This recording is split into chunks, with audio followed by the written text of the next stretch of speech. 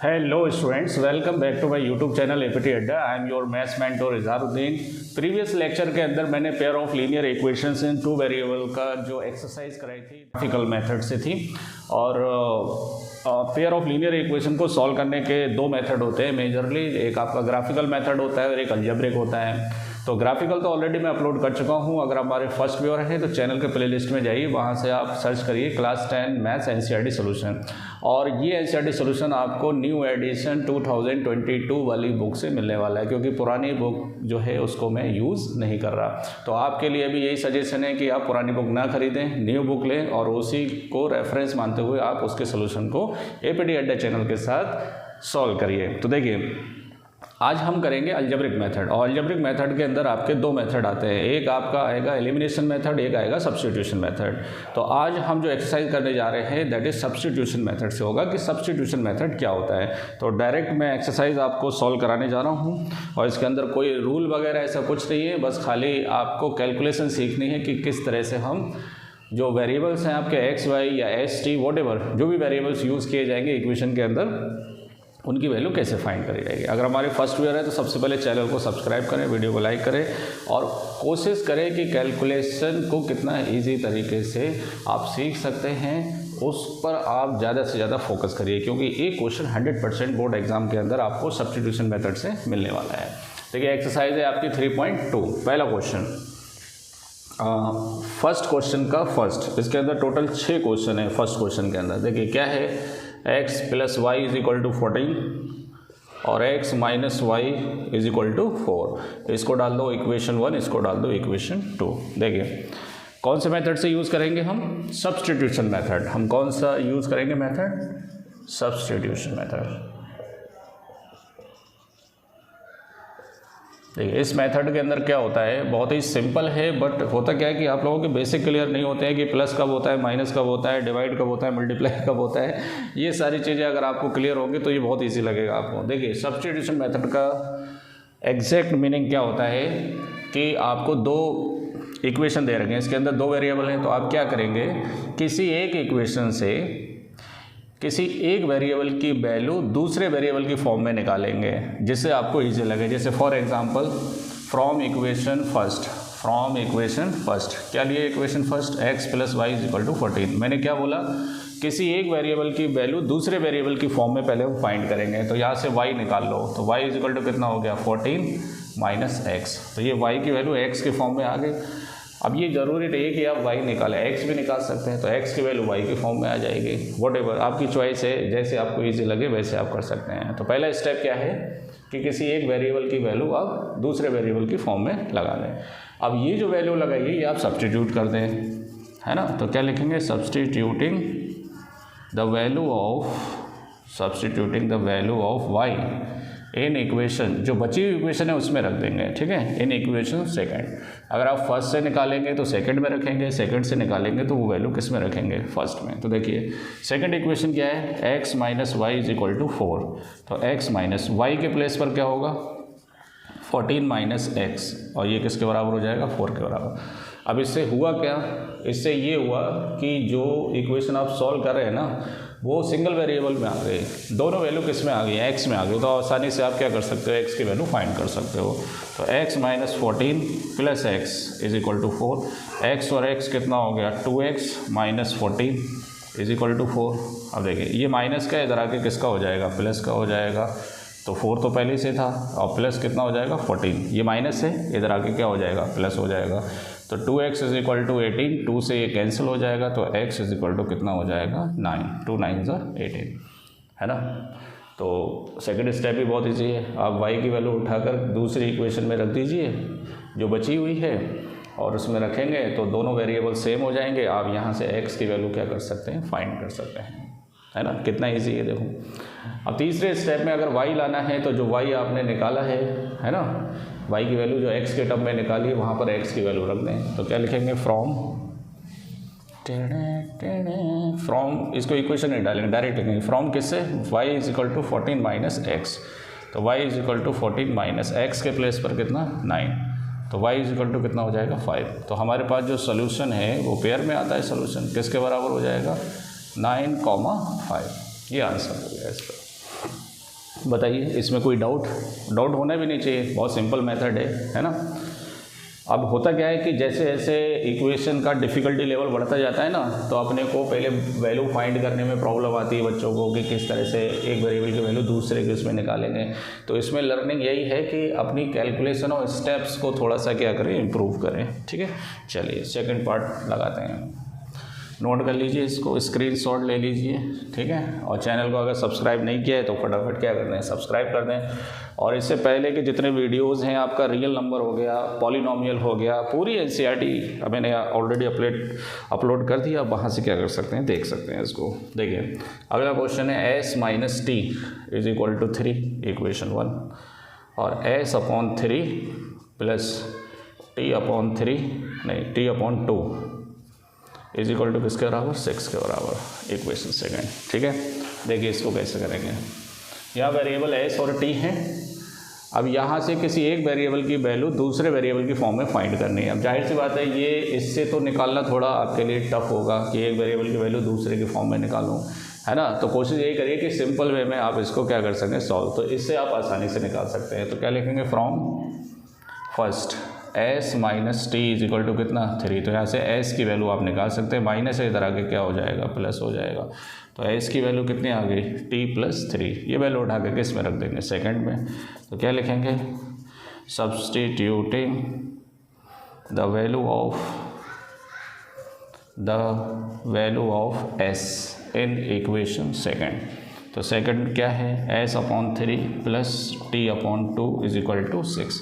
s के place पर क्या रखेंगे, t+3/3। देखो s के प्लेस पर क्या रखेंगे, t+3, और बाकी वैसे ही रख देंगे। प्लस का क्या हो जाएगा, t/2 इज इक्वल टू 6, है ना। अब देखिए यहाँ से कैलकुलेशन ही इंपॉर्टेंट चीज़ है इसके अंदर। अब कैसे सॉल्व करेंगे, यहाँ पर अपने को एलसीएम लेना पड़ेगा। 3 और 2 का एलसीएम कितना होता है, 6। ये पहले चैप्टर के अंदर मैंने आपको ऑलरेडी बता ही रखा है कि एलसीएम कैसे लेते हैं।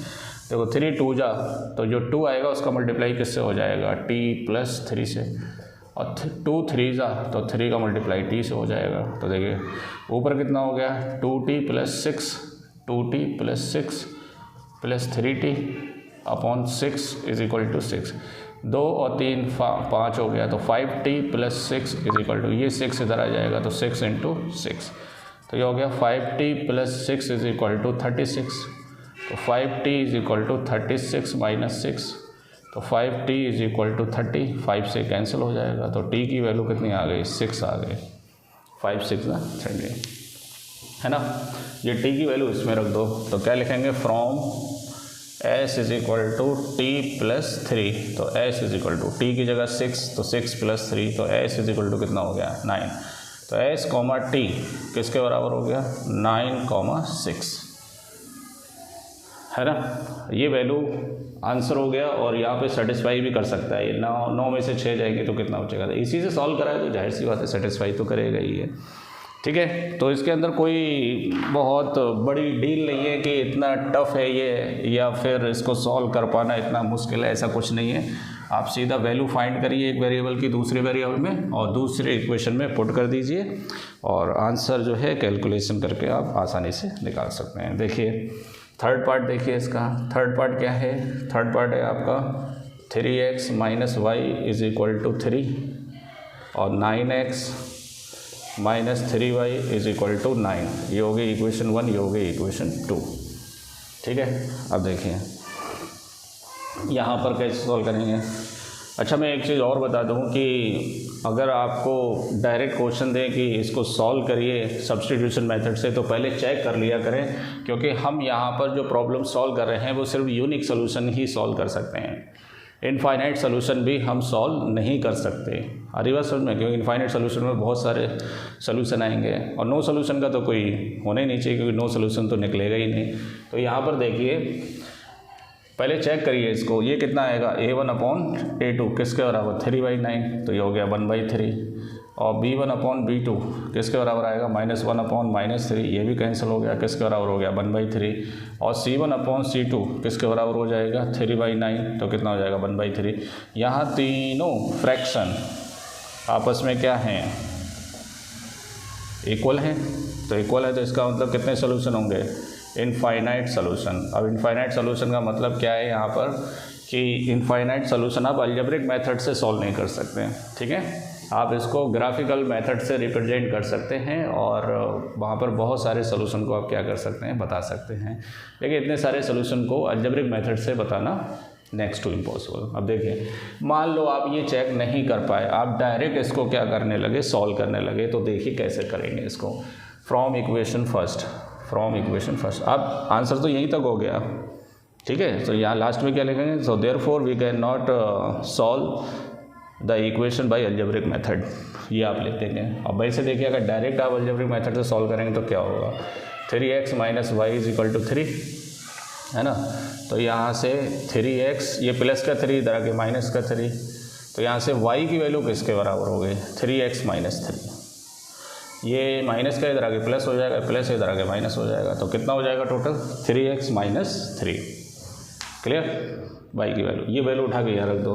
तो क्या लिखेंगे, सब्सटीट्यूटिंग इन इक्वेशन सेकेंड, आप खुद लिख लेना इसको, ठीक है। तो सेकेंड क्या है, 9x minus 3y is equal to 9। तो ये हो गया 9x माइनस 3y की जगह 3x minus 3 is equal to 9। तो ये हो गया 9x माइनस 3, 3 ज़ा 9x plus 9 is equal to 9। 9x से 9x कट जाएगा तो 9 इज इक्वल टू क्या हो जाएगा, 9।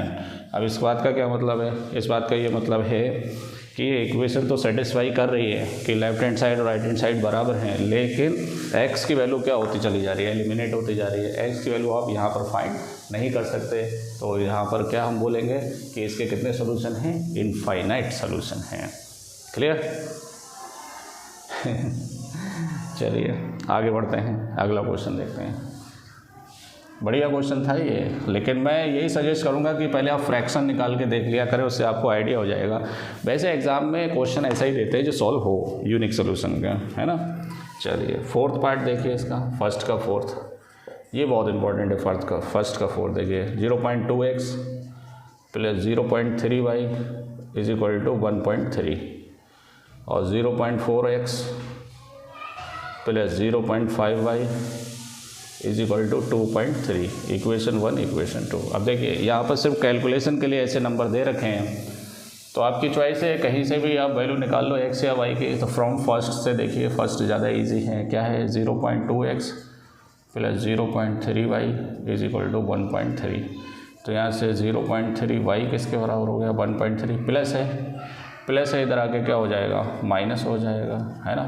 तो यहाँ से y किसके बराबर हो जाएगा, बताइए y किसके बराबर हो जाएगा। देखो अगर इसको और इजी बनाना है ना, वैसे तो ये हो जाएगा, ये थोड़ा डिवाइड में आएगा तो थोड़ा प्रॉब्लम क्रिएट करेगा। तो आप एक काम करिए, यहाँ पे देखो 0.4 है ना, ट्रिक बता रहा हूँ भाई, 0.4 है और यहाँ कितना है, 0.2 है। तो आप यहाँ से 0.2 की वैल्यू निकाल लो, क्योंकि आप यहाँ पर रख सकते हैं इसे। 0.2 इज इक्वल टू किसके बराबर हो गया, 1.3। ये प्लस का इधर आके किसका हो जाएगा, माइनस का हो जाएगा। क्लियर, ये वैल्यू उठा के किस में रख दो, सेकंड में। तो क्या लिखेंगे, substituting the value of 0.2x in equation second equation क्या है, 0.4x plus 0.5y is equal to 2.3। ठीक है। अब आप बोलोगे सर आपने तो 0.2x बोला है, यहाँ पर तो है नहीं, है मेरे भाई। इसको आप क्या लिख सकते हो, 2 into 0.2x plus 0.5y is equal to 2.3 लिख सकते हैं, नहीं, है ना। अब ये वैल्यू उठाकर यहाँ रख दीजिए। 0.2x की वैल्यू कितनी है, 1.3 माइनस 0.3y, ये वैल्यू है ना। और प्लस कितना हो गया, 0.5y is equal to 2.3। Clear, multiply कर दीजिए तो ये हो गया 2.6 माइनस 0.6, ठीक है, मल्टीप्लाई हो रहा है, 3 2 6, और plus 0.5y is equal to 2.3। ये कितना हो गया, 2.6, इसमें से इसे माइनस करो तो माइनस का 0.1y इज इक्वल टू 2.3। तो 2.6 ये प्लस का इधर आगे किसका हो जाएगा, माइनस का, 2.6 और प्लस माइनस कितना हो जाएगा, 2.3। ये माइनस है, उधर जाके प्लस हो जाएगा, है ना। अब यहाँ से कितना बचेगा, 0.3 कितना बचेगा, 0.3 इज इक्वल टू 0.1y। तो तो 0.3 upon 0.1 is equal to y, point से पॉइंट हट जाएगा तो y इज इक्वल टू कितना आ जाएगा 3, y कितना आ जाएगा 3। देखिए कितना सिंपल हो गया। अगर आप इसे फ्रैक्शन में ले जाएंगे ना तो आपके तोते उड़ जाएंगे, तो तोते नहीं उड़ाना है अपने को, थोड़ा सा ये कोशिश करना है कि फ्रैक्शन में ना लेकर आए आप, है ना, सिंपल वे में। इसका 0.2 का ये डबल है ना, तो इसलिए 0.2x की वैल्यू निकाल लो आप यहाँ से। अब ये वैल्यू उठा के रख दो फ्रॉम ये देखिए, ये तो है कौन 0.2x is equal to 1.3 minus 0.3y, या वैल्यू रख दो 1.3 माइनस 0.3y की जगह कितना 3, तो ये हो गया 1.3 माइनस 3 3 ज़ा 9, तो ये कितना हो जाएगा 0.4, तो ये हो गया x is equal to 0.4 upon 0.2, point से पॉइंट कट गया, 2 2 ज़ा 4, तो x की वैल्यू कितनी आ गई 2। तो सोल्यूशन आपके पास आ गया 2,3, है ना। स्क्रीनशॉट ले लीजिए, और उम्मीद है कि आपको ये बहुत अच्छे से समझ में आया होगा और आप इसको ही प्रीफर करेंगे, क्योंकि ये बहुत इजी सोल्यूशन है इसका, ये है ना। चलिए, और समझ आ गया हो तो कमेंट भी कर दीजिए, है ना, वाव वाली फीलिंग आना चाहिए आपको। चलिए नेक्स्ट क्वेश्चन देखते हैं। फर्स्ट का 4th हो गया, 5th देखते हैं। फर्स्ट का 5th क्या है, √2x plus √3y is equal to 0, √3x minus √8y is equal to 0। जब किसी भी इक्वेशन में कांस्टेंट टर्म नहीं हो, डायरेक्ट 0 हो, तो x और y दोनों क्या होते हैं, ज़ीरोज़ होते हैं, 0 होंगे दोनों। आप इसको MCQ में क्या कर सकते हैं, डायरेक्ट यूज़ कर सकते हैं। देखिए कैसे, इसको डाल दो फर्स्ट, इसको डाल दो सेकंड, तो क्या लिखेंगे फ्रॉम फर्स्ट क्या है √2x plus √3y is equal to 0 के बराबर, तो √2x इज इक्वल टू कितना हो गया माइनस का √3y, तो यहाँ से x इज इक्वल टू कितना हो गया माइनस का √3 अपॉन √2y, है ना। ये x की वैल्यू आपने फर्स्ट से निकाल ली, क्लियर। अब देखें, ये वैल्यू सब्सटीट्यूट कर दो, तो क्या लिखेंगे, सब्सटीट्यूटिंग इन इक्वेशन सेकेंड, तो ये हो गया √3x minus √8y is equal to 0, तो √3 ऐसी रहेगा, x की जगह क्या आएगा माइनस का √3y √2y और माइनस का √8y इज इक्वल टू किसके बराबर 0। √3 कितना होता है 3, तो 3 अपॉन √2y और minus √8y is equal to किसके बराबर हो जाएगा 0 के बराबर, ठीक है। √2 एलसीएम ले लो, तो ये हो गया माइनस का 3y माइनस √16, 8 दूनी 16, है ना, 8 2 जा 16, y इज इक्वल टू 0। √2 का मल्टीप्लाई कर दो, तो माइनस का 3y माइनस इसका हो जाएगा 4y इज इक्वल टू √2 का मल्टीप्लाई 0 से कर दो, तो ये हो गया माइनस का 7y इज इक्वल टू 0, तो y इज इक्वल टू क्या हो जाएगा 0। कैसे 0 अपॉन -7 डिवाइड में आएगा, तो y की वैल्यू कितनी आ गई 0। y की वैल्यू यहाँ रखोगे, है ना, from x is equal to minus √3 upon √2 into 0 is equal to किसके बराबर आ जाएगा 0 के बराबर, ठीक है। तो अलजेब्रिक मेथड के अंदर जो हम सोल्यूशन निकालते हैं इक्वेशन का, तो वो सिर्फ यूनिक सोल्यूशन का ही निकालते हैं, है ना। इनफाइनाइट सोल्यूशन का, इनफाइनाइट जिसके सोल्यूशन होंगे वो आप अलजेब्रिक मेथड से नहीं शो कर सकते आप।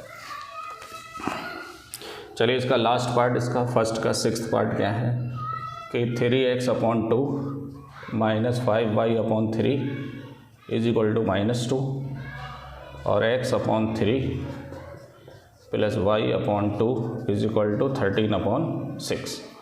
चलिए अब इसमें तो दोनों ही फ्रैक्शन में आ गए हैं, अब क्या करें, इक्वेशन 1 इक्वेशन 2, है ना। तो बताइए क्या करें,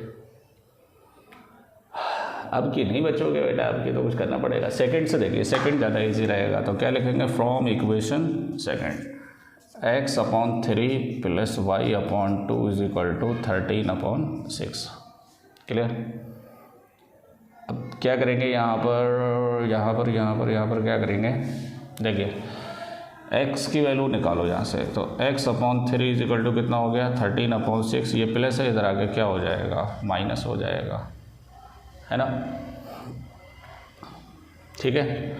अगर ऐसे नहीं समझ में आए तो एलसीएम ले लो 6, तो 3 2 जा 2 3 जा इज इक्वल टू 13/6। तो 6 से 6 क्या हो जाएगा, कैंसिल हो जाएगा।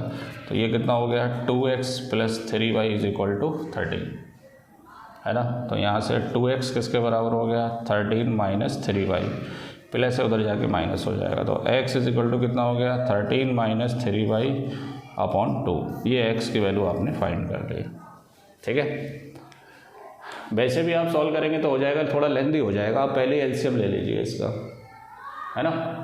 चलिए ये वैल्यू पुट कर दो किसमें, सेकंड में। तो क्या लिखेंगे, substituting the value of x in equation first में रखेंगे। तो फर्स्ट कौन है 3x/2 minus 5y upon 3 is equal to -2। ये x की वैल्यू उठा के रखेंगे यहाँ पर, ठीक है। तो देखिए पहले आप एलसीएम ले लीजिए यहाँ पे 6, 2 3 जा तो 3 3 जा 9, 2 3 जा तो 3 3 जा 9, 5 3 2 जा तो 2 5 जा 10 इज इक्वल टू कितना हो गया -2। इधर मल्टीप्लाई कर दीजिए तो 9x minus 10y is equal to 6 2 जा 12। क्लियर। अब वैल्यू रख दीजिए x की वैल्यू। तो ये हो जाएगा 9, कितना हो जाएगा 13 माइनस 3y अपॉन 2 और minus 10y is equal to -12। Clear. 9 का मल्टीप्लाई 9 3 27, 9 एकम 9, 13 9 17 और 9 3 27, है ना, y अपॉन 2 और माइनस का 10y is equal to -12। 2 LCM ले लो तो 117 माइनस 27y 20y, 10 2 कितना हो जाएगा 20 इज इक्वल टू कितना हो जाएगा -12। तो ये हो गया 117 minus 37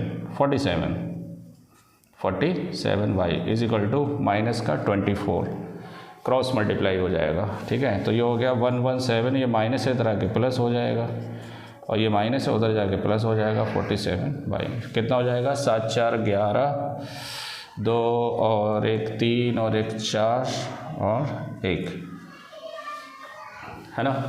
141 is equal to 47y। तो 141 upon 47 is equal to y, है ना। तो 3 चला जाएगा, 7 या 21, 4 3 12 2 14। तो y इज इक्वल टू कितना आ जाएगा 3 आ जाएगा यहाँ पर, y इज इक्वल टू 3, ठीक है। और भी अलग अलग मेथड्स मतलब कैलकुलेशन से कर सकते हैं, लेकिन जो मुझे शॉर्ट लग रहा है वो यही है, ठीक है। अदरवाइज बहुत लेंथी हो जाएंगे ये, छोटे छोटे मेथड से आप करिए इसको कैलकुलेशन से। तो फ्रॉम यहाँ से देखिए x इज इक्वल टू किसके बराबर है x is equal to 13 minus 3y upon 2, यही तो है x, है ना। अब यहाँ y की वैल्यू रख दो तो x is equal to 13 minus 3 into 3 upon 2। तो x is equal to 13 minus 3 3 is 9, 4/2, तो कट जाएगा 2 आ जाएगा। तो x, y मेरे पास आंसर क्या आ गया 2,3। नोट कर लीजिए। बढ़िया क्वेश्चन था, लेंथी क्वेश्चन आपको नहीं करना है, थोड़ी सी कैलकुलेशन को क्या करना है सिंपल बनाना है, ठीक है। चलिए स्क्रीनशॉट ले लें या वीडियो पॉज करके नोट कर लें। क्वेश्चन सेकंड देखिए, क्वेश्चन नंबर सेकंड, पहला क्वेश्चन कंप्लीट हो गया। सेकंड क्वेश्चन है आपका कि solve 2x plus 3y is equal to 11 and 2x minus 4y is equal to -24 and hence find the value of m for which y is equal to किसके बराबर mx plus 3। m की value बतानी है इसको solve करके इसके लिए। तो इसका मतलब ये है कि ये भी इसी की तरह कोई इक्वेशन है, यहाँ पर m अननोन है, तो आप इन दोनों को सॉल्व करके x और y की वैल्यू बताएंगे तो वो x y इस पर भी है, इस पर भी है, और वो x y इस पर भी होगा, कॉमन सोल्यूशन होगा ना। तो यहाँ से x y निकाल कर या वैल्यू पुट कर देंगे, किसकी वैल्यू आ जाएगी m की वैल्यू आ जाएगी। तो इसको डालेंगे फर्स्ट, इसको डालेंगे सेकेंड। तो from first 2x plus 3y is equal to 11, यहाँ से सीधा 2x निकाल लो तो 11 माइनस 3y, ये 2x है ना सेकेंड में। Putting this value in equation second लिख लेंगे हम, substituting the value of 2x in equation second. Second कौन है, ये तो है इक्वेशन, यहाँ 2x की जगह क्या आ जाएगा 11 माइनस 3y, तो ये हो गया 11 minus 7y is equal to -24। अब ये 24 जो है माइनस का है, इधर आके किसका हो जाएगा प्लस का, तो 11 plus 24 is equal to 7y, ये इधर आ जाएगा। 35 इज इक्वल टू 7/7 से ये कैंसिल हो जाएगा, तो y इज इक्वल टू 7 5 सा, y की वैल्यू 5 आएगी, है ना। अब क्या लिखेंगे, फ्रॉम जो आपने x की वैल्यू निकाली ना 2x की वैल्यू, उसमें वैल्यू रख देंगे। तो 2x is equal to 11 minus 3 और ये हो जाएगा 5। तो 2x इज इक्वल टू 3 पंजे 15, तो ये हो जाएगा 2x इज इक्वल टू -4, 2 से कैंसिल हो जाएगा, तो x इज इक्वल टू कितना हो जाएगा -2। तो इसका मतलब -2 5 इसका सोल्यूशन आ गया। अब ये -2 5 इस इक्वेशन पर भी होंगे क्योंकि उन्होंने दे रखा है, तो y की जगह 5, m के प्लेस पर -2 और +3, तो ये हो गया 5 इज इक्वल टू -2m +3। ये -2m है, इधर आके प्लस का 2m हो जाएगा, ये प्लस का 5 है, इधर आके माइनस हो जाएगा, तो 2 से 2 कैंसिल हो जाएगा, तो m इज इक्वल टू कितना आ जाएगा -1। ठीक है। अब प्रॉब्लम क्या है यार कि ये प्लस है, उधर जाके माइनस, ये माइनस इधर आके प्लस, ये सारी चीज़ें तुमको आना चाहिए। अगर ये चीज़ें आपकी बहुत स्ट्रांग हैं, बेस क्लियर हैं, तब तो बहुत ईजी लगेगा, है ना। अगर नहीं आता है तो सीख लो वीडियो से, है ना। चलिए नेक्स्ट क्वेश्चन नंबर 3। अब ये लास्ट क्वेश्चन है, क्वेश्चन नंबर 3। इसके अंदर आपके टोटल 6 क्वेश्चन है, ठीक है। और ये आपके लैंग्वेज वाले क्वेश्चन है और इसको लैंग्वेज पढ़ के इक्वेशन बनानी है, सॉल्व करनी है। The difference between the 2 number is 26। पहले 2 नंबर मान लो, let 2 numbers be x and y such that x is greater than y। इसमें ये भी तो मानना पड़ेगा कौन बड़ा है कौन छोटा है। मैं अभी ऐसे ही लिख रहा हूँ, जो बोल रहा हूँ वो आप सुनते रहिए और लिखते रहिए, ठीक है। कि 2 नंबर ले लिए मैंने, let 2 numbers be x and y such that x is greater than y। The difference between the 2 number, so therefore इनके बीच का डिफरेंस, बड़े नंबर में से छोटा नंबर, तो ये हो जाएगा 26, इक्वेशन 1, है ना। और 1 number is 3 times the other. अच्छा, तो बड़ा नंबर जो है वो दूसरे नंबर का कितने टाइम्स है, 3 टाइम्स है। ये हो गई इक्वेशन 2। जाहिर सी बात है, अगर x को आप बड़ा लेंगे तो छोटे नंबर को 3 से मल्टीप्लाई करेंगे तभी तो x के बराबर आएगा। तो बहुत सिंपल है, क्या लिखेंगे, substituting the value of y नहीं x, ये डायरेक्ट दे रखा है, substitute the value of x from second in equation 1। बताइए फर्स्ट क्या है, x minus y is equal to 26, x के प्लेस पर 3y, तो ये बचा 2y, 2 से कैंसिल हो गया, तो y इज इक्वल टू कितना हो गया 13। देखो कितना सिंपल हो गया। उन नंबर में से एक नंबर कितना है, वो 2 नंबर में से 13 है। तो from equation second x is equal to 3y, तो x is equal to 3 into 13, तो x इज इक्वल टू कितना आ गया 39। तो 2 नंबर आपके, एक 39 था और एक कितना था 13। इसमें जो एक नंबर है ये छोटे नंबर का कितने टाइम्स है, 3 टाइम्स है, 13 3 से 39, ठीक है। चलिए अगला क्वेश्चन, नेक्स्ट क्वेश्चन देखते हैं, 3rd का सेकंड पार्ट। सेकंड पार्ट क्या है इसका, the larger of the 2 supplementary angles. Supplementary angles क्या होते हैं बताइए। कॉम्प्लीमेंट्री वो एंगल होते हैं जिसमें दोनों एंगल का सम 90 होता है, सप्लीमेंट्री भी होते हैं जिसमें दोनों एंगल का सम कितना हो 180 डिग्री हो। तो क्या लिखेंगे, let x and y are supplementary angles, ठीक है, सप्लीमेंट्री एंगल्स, है ना। और किस तरह से, सच that x greater than y, तो इन दोनों का सम किसके बराबर 180 डिग्री के बराबर। बहुत ही इंपॉर्टेंट क्वेश्चन है क्योंकि ये प्रॉपर्टी आपको पता होना चाहिए। और इसके अंदर दिया नहीं कि इन दोनों का सम 180 होगा, सप्लीमेंट्री बोल दिया है तो पक्का क्या होगा 180 होगा इन दोनों का सम। और इसके अंदर दिया है कि larger of the 2 supplementary angle, 2 supplementary angle में जो लार्जर एंगल है वो किसके बराबर है, exceeds the smaller by 18 degree. अच्छा, छोटे एंगल में अगर 18 डिग्री में ऐड करूँगा तब जाके ये आपके पास कॉम्प्लीमेंट्री एंगल में से बड़ा एंगल आएगा ये। तो ये भी बहुत इजी है, x की वैल्यू डायरेक्ट उठा के रख दो। तो क्या लिखेंगे, substituting the value of x from equation second in equation 1। लिख लेंगे आप, चलिए, substituting the equation of x from equation second putting in या इन इक्वेशन फर्स्ट के अंदर सब्स्टिट्यूट कर देंगे। फर्स्ट कौन है, x plus y is equal to 180। x की वैल्यू कितनी है, y प्लस 18, प्लस वाई, इसकी जगह ये वैल्यू रख दी है मैंने, है ना। तो ये कितना हो गया y by 2y plus 18 is equal to 180। तो यहाँ से 2y is equal to 180 minus 18, तो 2y इज इक्वल टू कितना बचेगा 2 और 6 162। तो यहाँ से y इज इक्वल टू कितना आ जाएगा 162/2 81। तो बड़ा एंगल इसमें कितना आ जाएगा आपका, छोटा एंगल 81 आ जाएगा, है ना। ये वैल्यू इसमें रख दो। So therefore x is equal to from second लिखना पड़ेगा जो बोल रहा हूँ मैं, ठीक है।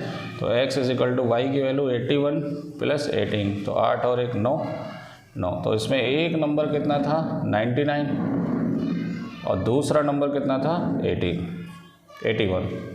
दूसरा कितना 81। ये सप्लीमेंट्री एंगल है, दोनों को ऐड करोगे तो 180 आएगा और इसमें एक नंबर दूसरे से कितना ज़्यादा है 18 ज़्यादा है।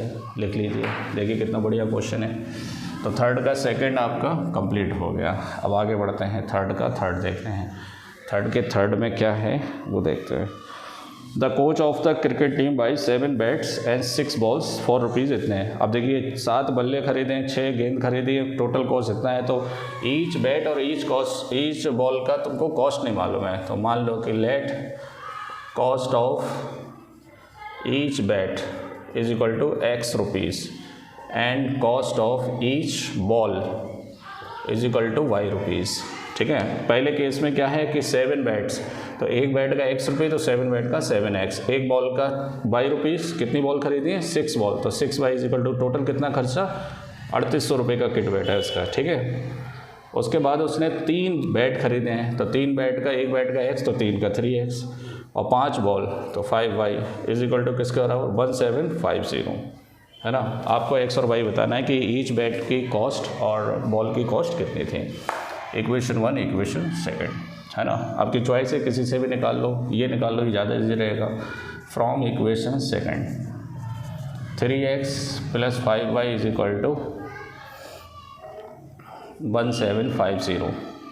तो यहाँ से 3x या 5y is equal to 1750 plus है, इधर आके किसका हो जाएगा माइनस का। तो यहाँ से y इज इक्वल टू कितना हो गया 1750 माइनस 3x अपॉन 5। ये y की वैल्यू आप सब्स्टिट्यूट कर दीजिए किसके अंदर, सब्स्टिट्यूटिंग इन इक्वेशन फर्स्ट, क्योंकि आपने सेकंड से निकाला है, ठीक है। चलिए फर्स्ट कौन है 7x plus 6y is equal to 3800। तो ये हो गया 7x प्लस 6। y की वैल्यू कितनी है 1750 माइनस 3x अपॉन 5, ठीक है 3800। ये वैल्यू उठा के रख दें, ओके। चलिए 5 क्या लेंगे हम एलसीएम, तो 5 7 जा 35x प्लस, अच्छा अंदर मल्टीप्लाई कर दो, 0 6 5 जा 30 और 6 7 जा 42, तो 45, 6 1 जा 6 और 10,500 और 6 3 जा 18x इज इक्वल टू कितना हो गया 3800। अब देखिए 35 में से 18 जाएंगे तो 17x बचेंगे, 15 में से 8 के साथ 2 में से, है ना, और प्लस कितना हो गया 10,500 इज इक्वल टू 5 का इधर मल्टीप्लाई करो, 0 0 5 8 जा 40 और 5 3 जा 15, तो ये हो गया 19। तो ये हो गया 17x इज इक्वल टू 19,000 में से 10,500 माइनस कर दो, तो ये कितना बचेगा, ठीक है। 19,000 में से 10 करते हैं, हाँ, तो 8,500 बचेगा, ये 8,500। तो x इज इक्वल टू कितना हो गया 8,500 अपॉन 17, तो 17 5 है ना। तो 500 रुपीज़ का आपका बैट है, कितने का 500 रुपीज़ का। ये वैल्यू इसमें रख दो फ्रॉम ये 1750 माइनस 3x की जगह 500 अपॉन 5, तो ये हो गया 1750 माइनस 1500 अपॉन 5, तो ये हो गया 250। 1750 में से 1500 तो 250 अपॉन 5, 5 5 जा 50 रुपये की बॉल हो गई आपकी, है ना। 50 रुपीज़ की बॉल है और 500 रुपये का बैट है। कौन से ज़माने की बात है भाई ये प्लास्टिक की बॉल होगी, है ना। आजकल तो बैट तो बहुत महंगे आ रहे हैं। चलिए अगला क्वेश्चन देखते हैं। अगला क्वेश्चन है कि फोर्थ क्वेश्चन है ना, थर्ड का फोर्थ, ये बहुत इंपॉर्टेंट है। The taxi charges in a city consist of a fix charge together with the charge for the distance covered. अच्छा, दो चार्ज है इसमें, है ना, एक फिक्स चार्ज है और charge for the distance covered. अच्छा, पर किलोमीटर का भी चार्ज है, तो आप दोनों अलग अलग मान लो। Let the fixed charge is equal to कितने, x रुपीज़, है ना, और let the charge per kilometre is equal to कितने रुपीज़, y रुपीज़। ठीक है, अब उसने बोला है कि for a distance of 10 kilometre the charge paid is 105। अच्छा, 10 किलोमीटर के लिए उसने कितना पे किया है, 105 रुपये उसने क्या किए हैं, पे किए हैं। देखो यार, इस क्वेश्चन को अगर मैं समझाऊँ आपको ना, तो थोड़ा सा आप इस पर फोकस करिए, क्योंकि मैं, और इसके अंदर दिया है कि फिर दूसरी बार में for the journey of 15 kilometre उसने 155 रुपये पे किए। तो what are the fix charge and the charge per kilometre. अच्छा, फिर उसके बाद उसने ये भी पूछा है कि 25 किलोमीटर का उसको कितना चार्ज देना पड़ेगा। तो देखिए, इसको मैं थोड़ा सा प्रैक्टिकल लाइफ से बताता हूँ कि आप जैसे मुंबई या दिल्ली कहीं जाएंगे ना, तो मान लो आपको कितने किलोमीटर चलना है, इसके हिसाब से देता हूँ 10 किलोमीटर। तो 10 किलोमीटर में क्या होगा कि पहले किलोमीटर का चार्ज क्या होता है, फिक्स होता है। ऐसा इसने बोला नहीं है, लेकिन आप ऐसा मानकर चलेंगे कि पहले किलोमीटर का चार्ज क्या है, फिक्स है। तो फर्स्ट किलोमीटर का जो चार्ज मैंने फिक्स था वो कितना मान लिया, x मान लिया। ठीक है, आ रही बात समझ में। अगर मैं चलो ऐसे नहीं मानो, NCERT के हिसाब से चलो कि भाई 10 किलोमीटर का अलग है और फिक्स चार्ज अलग है। फिक्स चार्ज है किस बात का भाई, खाली ऑटो में बैठने का है क्या फिक्स चार्ज या खाली टैक्सी में बैठने का फिक्स चार्ज है। थोड़ा सा सोचने वाली बात है, मैं जो बोल रहा हूँ उसको ध्यान से सुनिए। इन्होंने NCERT सोल्यूशन के पीछे जो हिंट दिया है वो ऐसे दिया है कि फिक्स चार्ज अलग है और 10 किलोमीटर का अलग है, ऐसे नहीं। 10 किलोमीटर फिक्स चार्ज हैं किस बात के भाई, फिक्स चार्ज सिर्फ टैक्सी में बैठने के हैं क्या, नहीं। आप पहले किलोमीटर का चार्ज क्या कर दीजिए, फिक्स कर दीजिए। तो पहले किलोमीटर का चार्ज कितना फिक्स कर दिया मैंने, x रुपीज़। फिर बाकी के जितने भी किलोमीटर बचेंगे उसका कितने रुपीज़ है, y रुपीज़। तो आप यहाँ पे मानेंगे let the fix charge of first kilometre का कितना मान लो, x रुपीज़। बाकी के जितने किलोमीटर आएंगे उसका कितना मान लो, y रुपीज़। अब देखो, तुम्हें चलना है 10 किलोमीटर, कितने किलोमीटर, 10। तो 10 में 1 किलोमीटर का चार्ज कितना हो गया, x। अब बचे कितने किलोमीटर, 9। तो ये हो गया 9y, क्योंकि अगले जो 9 किलोमीटर है वो इसके हिसाब से बनेंगे। इज इक्वल टू कितने रुपए पे किए उसने रुपए पे किए 105, है ना। मैं इसका एक अपने पास से एग्जांपल बताता हूँ। मान लो आपको 10 किलोमीटर चलना है, ठीक है, दिल्ली में या कहीं मुंबई में ऑटो किया आपने 10 किलोमीटर। वो खटाक से क्या करेगा, मीटर गिराएगा। वो क्या बोलेगा कि भाई पहले किलोमीटर के 20 रुपये फिक्स हैं, पहले किलोमीटर के। फिर आगे के जो किलोमीटर होंगे वो पर किलोमीटर कितने रुपीज़ लूँगा मैं, 5 रुपये लूँगा। अब पहले किलोमीटर का मतलब ये है कि आप 1 किलोमीटर जाएं, चाहे आधा किलोमीटर जाएं, चाहे टेम्पो में बैठ के थोड़ा सा 4-5 कदम चलें टेम्पो में बैठ कर, अरे बात समझ में, उसके तुम्हें पे करना पड़ेंगे कितने, 20 रुपीज़। ये तो फिक्स है। फिर 1 किलोमीटर से जब आप आगे बढ़ेंगे तो फिर अगले किलोमीटर के 20 नहीं देना है, अपने को कितने देना है, 5 रुपये देना है। आरी बात समझ में। तो देखिए 10 रुपये का कितना बनेगा, तो 10 रुपये में 1 किलोमीटर, 10 किलोमीटर का कितना बनेगा, 1 किलोमीटर अलग कर लो, 9 किलोमीटर अलग कर लो। तो 1 किलोमीटर के कितने हैं, 20 रुपये, और 9 किलोमीटर के कितने बनेंगे, पर किलोमीटर का कितना है, 5। तो 9 पंजे 45, है ना। तो कितना बनेगा, 65 रुपीज़ बनेगा, है ना। कभी ऐसा मत सोचना है कि फ़िक्स चार्ज कर दिए हैं तो पता चला कि हर किलोमीटर के 200 रुपये बनेगा किराया, हवा टाइट हो जाएगी 200 रुपये पे, है ना। ये तरीका होता है। तो उसमें से देखो 1 किलोमीटर का x रुपीज़ मान लिया, बाकी किलोमीटर y रुपीज़ है, तो 9 बचे, तो 9y इज इक्वल टू 105। इसको डाल दो इक्वेशन 1। अगले केस में उसको चलना है 15 किलोमीटर, तो 15 में 1 किलोमीटर का x मान लो, बचे 14, तो 14 किलोमीटर। उसका कितना पे करना है इसको, 155। इक्वेशन सेकंड देखें कैसे सॉल्व करेंगे, very simple. From equation first x plus 9y is equal to 105, तो x is equal to 105 minus 9y। ये वैल्यू उठाकर रख दो सेकंड में। Substituting the value of x in equation second. ठीक है, मैं बोल रहा हूँ, आप लिखते जाएंगे। x plus 14y is equal to कितना है 155, x के प्लेस पर 105 माइनस 9y, ये x की वैल्यू आ गई, और plus 14y is equal to 155। तो ये हो जाएगा आपका 105, और 9 में से 14 जाएंगे तो प्लस का 5 बचेगा, तो प्लस का 5y इज इक्वल टू 155। तो यहाँ से 5y is equal to 155 minus 105, तो 5y इज इक्वल टू 50 बचेगा। तो y इज इक्वल टू कितना आ जाएगा 10 पर किलोमीटर। उसका जो चार्जेस हैं वो 10 रुपये हैं। कितने रुपए हैं? 10 रुपये। ठीक है, तो फ्रॉम ये वाली equation x is equal to 105 minus 9y, y की जगह 10, तो ये हो गया 105, 9 टाइम जा 90, तो कितना 15 रुपये उसके पर किलोमीटर के फिक्स हैं। पहले किलोमीटर के 15 रुपये उसके क्या होंगे? फिक्स होंगे। बाकी के अगले किलोमीटर के 10 रुपये लगेंगे। ऐसे आपको निकालना है। अब वो बोला है कि अगले 25 किलोमीटर का कितना किराया बनेगा, तो वही तो बता रहा हूँ। 25 किलोमीटर में 1 किलोमीटर अलग कर लो, बाकी के 24 किलोमीटर अलग कर लो, तो 1 किलोमीटर का कितना आया फिक्स चार्ज 15, और 24 किलोमीटर का 10 रुपये के हिसाब से कितना बनेगा 240, है ना। तो कितना हो जाएगा 255 रुपये, 40-50, हाँ कितना बनेगा 255 रुपये। वो यही पूछ रहा है कि इतना डिस्टेंस ट्रैवल करने के लिए कितना पे करना पड़ेगा, तो 255 रुपीज़, है ना। पहले किलोमीटर के आपने पे कर दिए 15 रुपये, बाकी बचे 24 किलोमीटर, तो 10 रुपये के हिसाब से 240, है ना। तो 255 रुपीज़ पे करना पड़ेंगे तुम्हें। ऐसे निकलेगा ये क्वेश्चन। ठीक है, चलिए आगे बढ़ते हैं। 2 क्वेश्चन और बचे हैं इसमें। देखिए थर्ड का फोर्थ, फिफ्थ क्या है?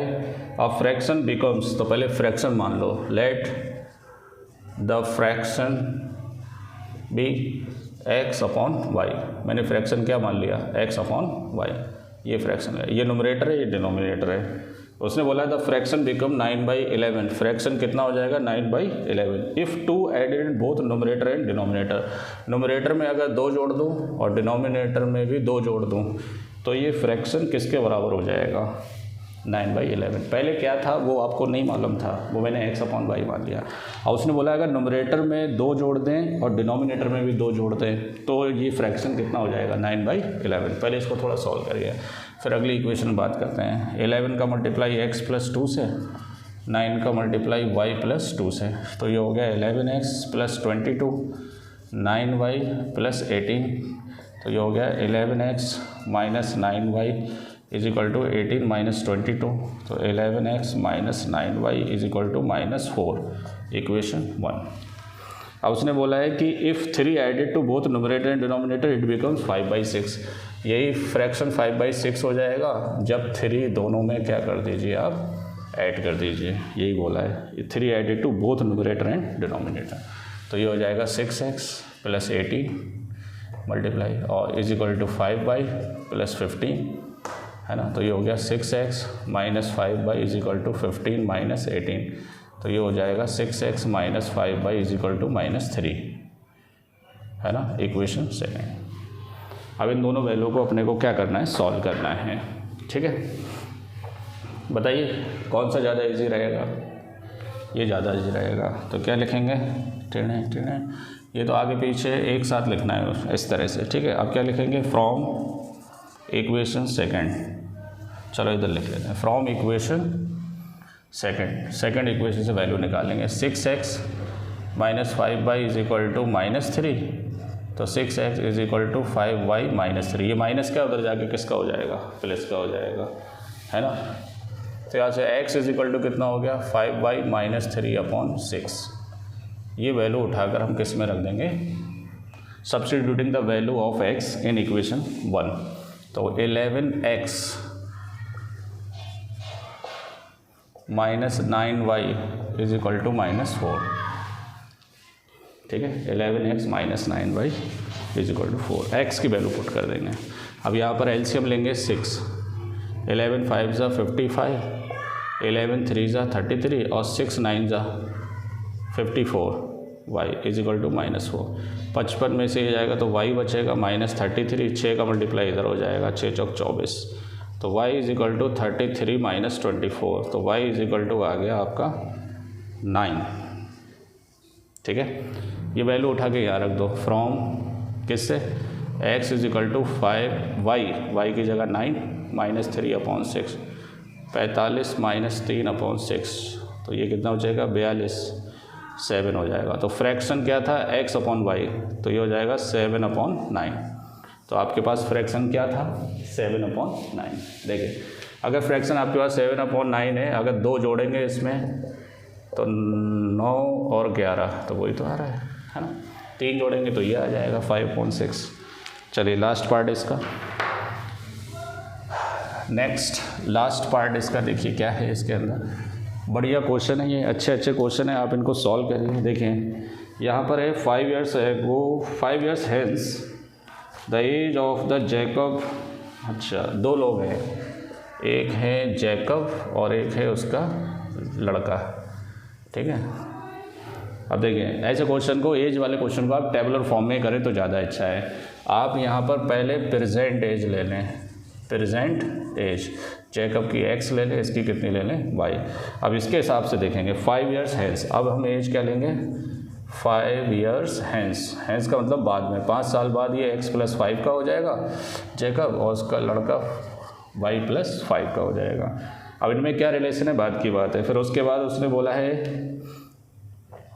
कि 5 years ago, अब अपने को 5 years ago पहले की एज लेना है, तो 5 years ago की एज x - 5 और y - 5, यही तो होगी। पहले टेबल के अंदर आपको इस तरह से फॉर्म करना है, तो आपके लिए ज़्यादा इजी रहेगा। देखिए अभी कोई भी प्रेजेंट एज मान लो आपकी 30 साल है, तो 5 साल पहले कितनी होगी, 5 माइनस कर दीजिए, 25 ही तो होगी, है ना। और 5 साल बाद कितनी होगी, 30 के बाद 5 ऐड कर दीजिए, तो कितनी हो जाएगी 35 हो जाएगी। तो वही चीज़ें लिखी हैं मैंने। ठीक है, अब उसने देखो, इसने बोला है कि 5 years hence, ये वाला क्या है 5 years hence the age of the Jacob, Jacob की एज क्या थी x + 5, है ना, will be the 3 times of his son, उसकी सन की एज कितनी होगी 5 साल के बाद, यही तो होगी। इसको सॉल्व कर लीजिए, x + 5 = 3y + 15, तो यहाँ से x = 3y + 15 - 5, तो x = 3y + 10। इसको आप डाल दीजिए इक्वेशन 1, डायरेक्ट मैंने वैल्यू निकाल ली यहाँ से। ठीक है, निकालना तो थी, पहले ही निकाल लो। अब उसके बाद बोला है इसने कि 5 years ago जैकब की एज x - 5 थी, was 7 times the age of his son, तो उसके सन की एज कितनी थी y - 5, कितने साल पहले 5 साल पहले। तो देखें x - 5 = 7y - 35। ठीक है, तो ये हो गया x - 7y = 5 - 35, ये प्लस है माइनस हो, माइनस है प्लस हो जाएगा, तो x - 7y = -30, equation second. Substituting the value of x from first in equation second, ऐसा आपको लिखना पड़ेगा। ठीक है, तो x की जगह कितना 3y + 10 - 7y = -30, तो 3y में से जाएंगे तो 4y + 10, 3 में से 7 जाएंगे तो 4 बचेंगे, और -30, तो ये हो जाएगा -4y, तो -30 - 10, तो -4y = -40, तो y = -40/-4, माइनस से माइनस कट जाएगा तो 10 आ जाएगा, कितना 10। तो देखो प्रेजेंट एज है ना किसकी, सन की, उसके सन की कितनी एज है, प्रेजेंट एज 10 है। अभी जैकब की बतानी है, तो फ्रॉम, इससे फ्रॉम कौन, x = 3y + 10, यहाँ से देखो एक y की जगह 10 लगा दीजिए, तो 3 × 10 + 10, तो 3 × 10 = 30 + 10, 40 years, है ना। जैकब की एज कितनी थी प्रेजेंट 40, और उसके लड़के की एज कितनी थी 10 years, है ना। आप देखेंगे अगर 5 साल बाद की बात करेंगे तो 5 साल बाद ये 15 का हो जाएगा, ये 45 का, तो 15 3 का 3 टाइम्स हो रहा है, नहीं हो रहा है ना। तो ये आपकी कंप्लीट एक्सरसाइज मैंने लगवा दी 3.2, और ये आपके न्यू NCERT बुक के अकॉर्डिंग रेफरेंस बुक है, और उसको ही फॉलो करें, बने रहे एपीटी अड्डा के साथ, खुश रहें, लोगों में शेयर करें लिंक को, जिससे उनका भी फ़ायदा हो। मिलते हैं नेक्स्ट एक्सरसाइज में।